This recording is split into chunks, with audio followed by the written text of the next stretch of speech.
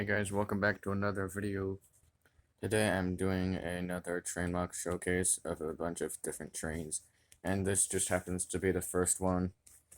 So it's a little 040 red tank engine. I guess it's got the smoke box, two red lamps made of yellow. It's got gold on the tops of these domes, one of them is yellow. You can see the front little buffer beam thing design. It's got like half of a whatever this thing that goes over the front of the wheels. It's got a ladder on this side. It's got a back lamp and a coal bunker. And then, yeah, you could just see in there, there's not really much detail or anything much to this locomotive. But this is just the locomotive. And it's like fairly big compared to a person, I would guess. But on to the next locomotive. My Jupiter survived being scrapped only to be turned into this thing. Camelback 440. So here it's got the cow catcher and front things. It runs R40, surprisingly, and like it's just got this thing which articulates with that for some reason. It's got no sidewalls because of that. It reused the boiler from the Jupiter and the cab and other parts and the tender. The tender is still pretty much the exact same. It's got a second cab here. Not much on either. There's a minifigure compared to it. It's massive. Ish. On to the next two best last locomotives. I think this is my second to best locomotive because, well, just the looks and design, how it runs.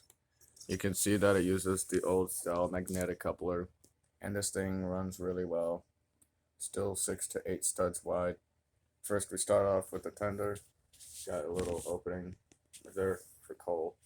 It's got like basically a Santa Fe 210-10-2 3000 class locomotive type tender, but at 6 studs wide, it's got this on both sides.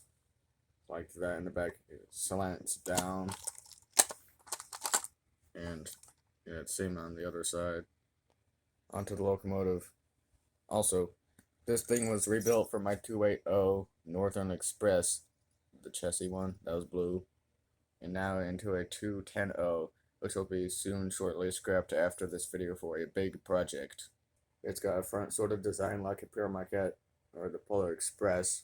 Got sleek boiler, wooden cab, and finally a whistle. You see the rods. It actually works really well, except when it goes around curves really fast. The front two wheels derail. Nothing much in the cab, and it's still designed like the curve. Other side is pretty much the same.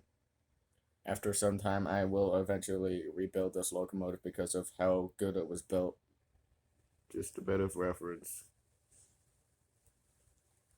See how it's built.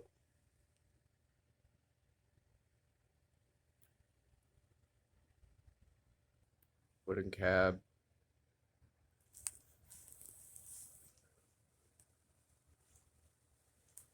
I'm just going over slowly.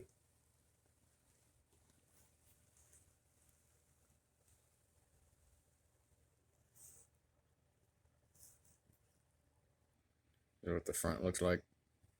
And here's the sort of building technique, I guess. And here's the whole thing compared to a Lego minifigure. It's pretty big. I've removed some things so that I could see.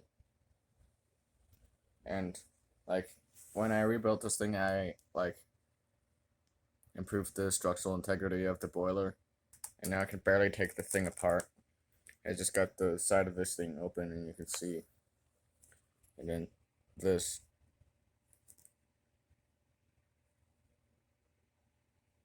You can see how it would have been. See how the wheelbase would have been. And on to the last and the best locomotive I believe I've made ever is the Lego 460 Olton Hall. So here you can see that it uses the old type of Lego front wheels which work really well on R40 curves. And I made it green just because I didn't want to make it the Hogwarts Express, because Legos made too many Lego sets of that. Maybe. Right here, see pistons. And now the rods work. And the top headlamp, or headlight lamp, whatever it is, funnel, that gold dome thing in the middle of the Hogwarts, no, Holton Hall class, the big old firebox, windows, and the cab roof that slants up like that, and then cab like that, and onto the tender, it's like this, and then coal, that, no, the back, and here, further, looking at the locomotive, let's see, I built this, probably replicate it.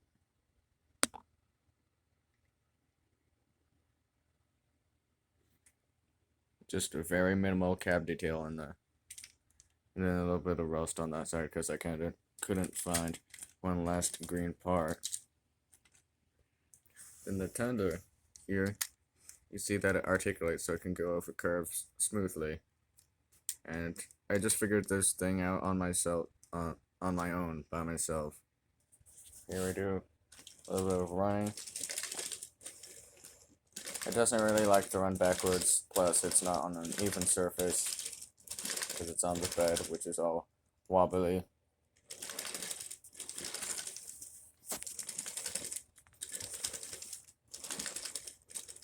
Yeah, it runs really smooth. And here's the Lego minifigure standing next to it. I'd say size accurate. Also, all of the locomotives I have made run R40 curves. And you may be wondering, what locomotive am I making after this? I'm going to be making the Lego Union Pacific Big Boy steam locomotive. First in colorful bricks as an experiment, and then actual in the colors it was supposed to be, which will include taking parts from Alton Hall, as well as scrapping the rest of these, and the 210. But that's pretty much gonna do it for today's video.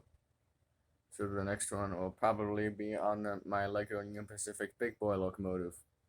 So see y'all in the next one. Bye.